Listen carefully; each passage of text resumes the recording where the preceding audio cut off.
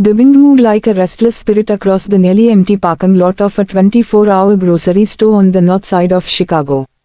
It was the kind of wind that found every crack in a car door, every weakness in worn-out rubber seals, every thin layer of clothing pretending to be enough.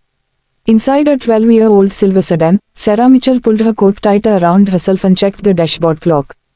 रात के 12 बजने में 13 minute बाकी. She turned around slowly, careful not to shake the car. In the back seat, her 5-month-old son Noah slept inside his car seat. A small blue blanket was tucked around him, layered carefully, not too tight, not too loose. That was her habit. Every 10 minutes, she checked the blanket. Every 20 minutes, she checked his breathing. Every hour, she turned on the engine for exactly 8 minutes to warm the car, no more, to save gas. Habits kept panic away. 3 weeks ago, she had a tiny apartment above a laundromat. It smelled like detergent and hot air, but it was home. She worked double shifts at a diner near Lake Michigan. It wasn't glamorous, but it paid rent. Then the diner closed without warning. Temporary, the owner had said. Temporary never came back. Bills did. She sold what she could. Furniture, TV, jewelry her mother left her. She kept only what fit in the trunk, clothes, baby supplies, important documents inside a plastic folder. The first night in the car felt like falling off a cliff. By the 7th night, she had built rules. Park in well-lit areas. Never park near groups. Avoid dark corners. Don't make eye contact. Leave before sunrise. And most important, never let anyone see you cry. Tonight, the temperature was dropping fast. The radio earlier had warned of freezing winds coming down from the lake. She could feel it now, the cold pressing against the windows like an uninvited guest. Noah stirred softly. Sarah's body reacted instantly. She twisted around. It's okay, baby, she whispered.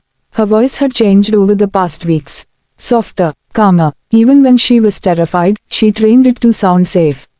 Another habit. She reached into her purse and counted her money again. $12.60. She already knew the number. But counting made it feel controlled. Measured. Real. Across the lot, headlights turned in slowly. A black SUV, polished, expensive, out of place in this tired parking lot, pulled near the entrance. Sarah stiffened. Another rule, expensive cars mean attention. Attention means risk. She lowered herself slightly in the seat.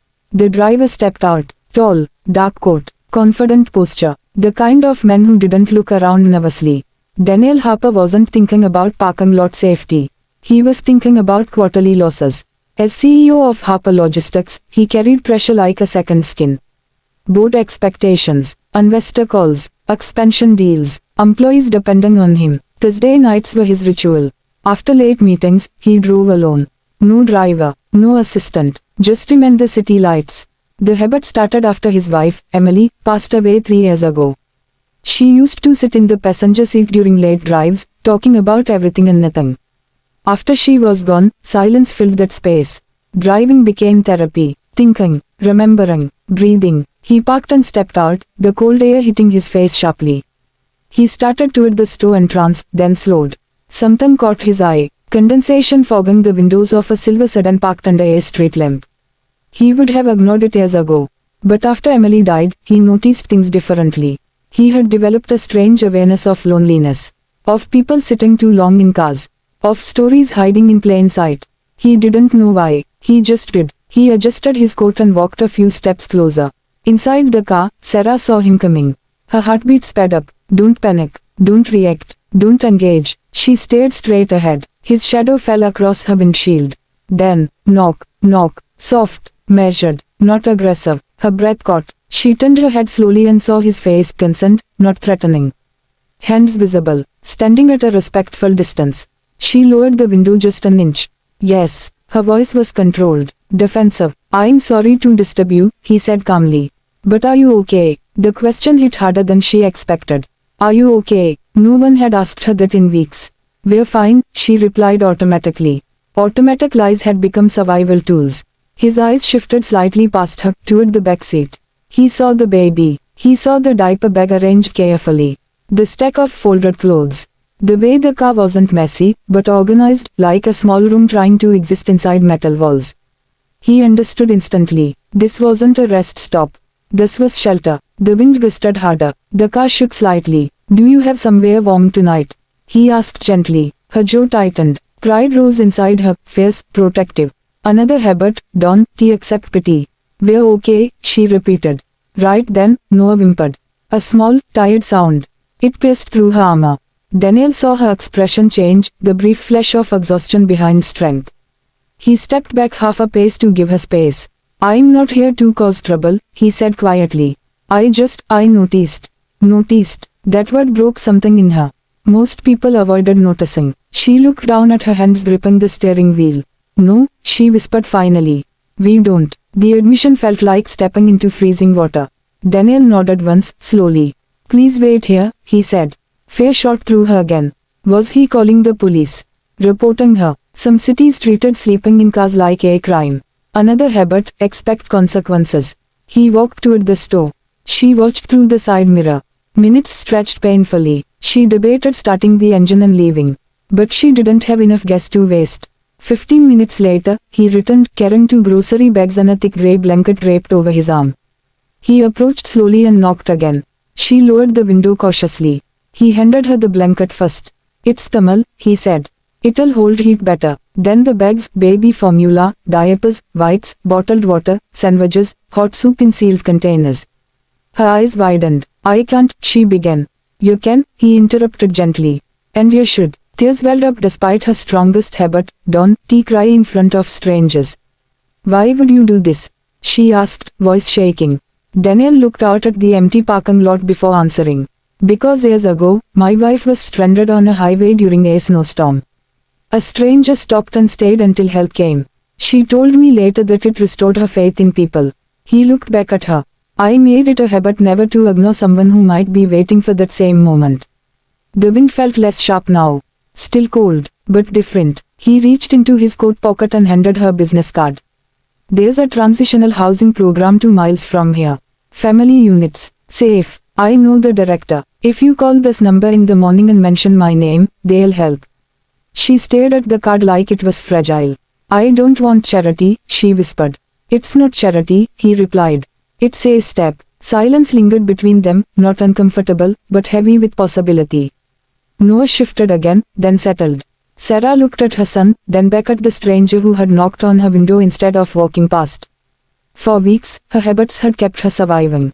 Tonight, one small break in routine, opening that window, might change everything.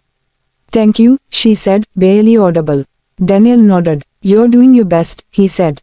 Don't forget that. He stepped away, giving her privacy again. As he walked back toward his SUV, Sarah clutched the blanket and let herself cry, quietly, so Noah wouldn't wake. For the first time in 21 nights, the cold didn't feel like the only thing surrounding her. Sometimes, it only takes one person choosing to notice. 6 months later, spring sunlight spilled across downtown Chicago, warming the glass towers that had once felt unreachable to Sarah Mitchell. She stood outside one of them now. Harper Logistics. The same company printed on the small white business card she had almost thrown away that freezing night. Noah giggled in her arms, reaching for the revolving door as if it were a toy. He was bigger now, healthier, his cheeks round with proper meals. His eyes bright. Everything had changed the morning after the knock. She had called the number. Part of her expected rejection. Bureaucracy. Waiting lists. Disappointment. Instead, a woman named Mrs. Alvarez answered and said calmly, "We've been expecting your call." Daniel Harper hadn't just offered words. He had followed through. The transitional housing center gave Sarah something she hadn't had in months, routine without fear. Warm bed, hot shower, 3 meals, a locked door. At first, she struggled to sleep in a real room. The silence felt strange without the hum of a car engine. She kept waking up to check if someone was knocking on the window. Trauma becomes habit too, but slowly, new habits formed. Morning parenting classes, resume workshops, budget planning sessions, group meetings with other single mothers. Instead of counting $12 at night, she learned to track savings in a small notebook. Instead of scanning parking lots for danger, she practiced interview questions in the mirror. And every Thursday evening, she volunteered at the center's intake desk. That part wasn't required. She chose it, because she remembered what it felt like to sit in a car, hoping no one would notice, and secretly wishing someone would. Inside the Harper Logistics building, employees moved quickly between elevators. Suits, tablets, coffee cups. Sarah adjusted her simple navy blouse and took a steady breath. Today wasn't charity. Today was opportunity. Mrs. Alvarez had recommended her for a paid position in the company's new community outreach division, a program Daniel launched quietly after that winter night. The initiative focused on housing stability and job placement partnerships across Chicago. He hadn't announced why he started it, but he knew. Upstairs, in a glass-walled office overlooking the city, Daniel reviewed quarterly numbers. Profits were strong, expansion was on track, but the report he looked forward to most each month wasn't financial. It was the outreach summary. Families housed, parents employed, children enrolled in daycare. He heard a soft knock at his office door. "Come in." The door opened. For a moment, he didn't recognize her. Not because she looked unwell before, but because she now stood differently. Shoulders back, chin steady, eyes clear. "Mr. Harper," she began. He stood immediately. "Daniel," he corrected gently. Noah peeked around her arm and smiled, completely unaware of board meetings and billion-dollar logistics contracts. Daniel felt something tighten in his chest.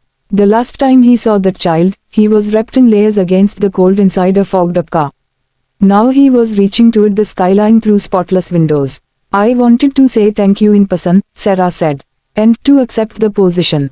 A slow smile spread across Daniel's face. "You earned it," he replied. She shook her head slightly. "You opened the first door." He paused. "I knocked," he said.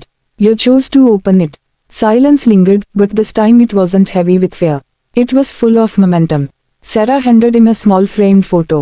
Her new apartment. A modest living room. A couch second-hand but clean. Noah sitting on a colorful mat. Sunlight pouring through a window. On the back she had written, "You didn't just change one night. You changed our direction." Daniel placed the frame on his desk. "I didn't plan any of this," he admitted quietly. "I just couldn't ignore what I saw."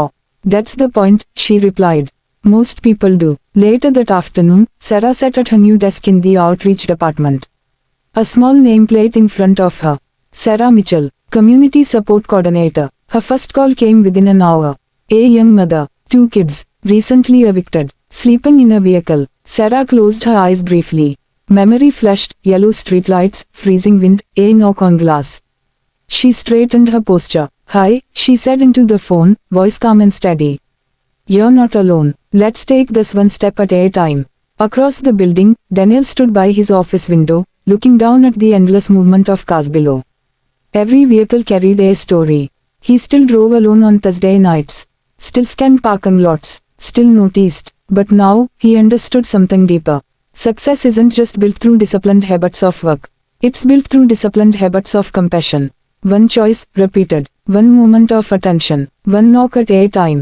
And somewhere across Chicago that evening, another mother would hear a gentle voice on the phone instead of the cold wind outside her car. Because kindness, once practiced, becomes a habit too.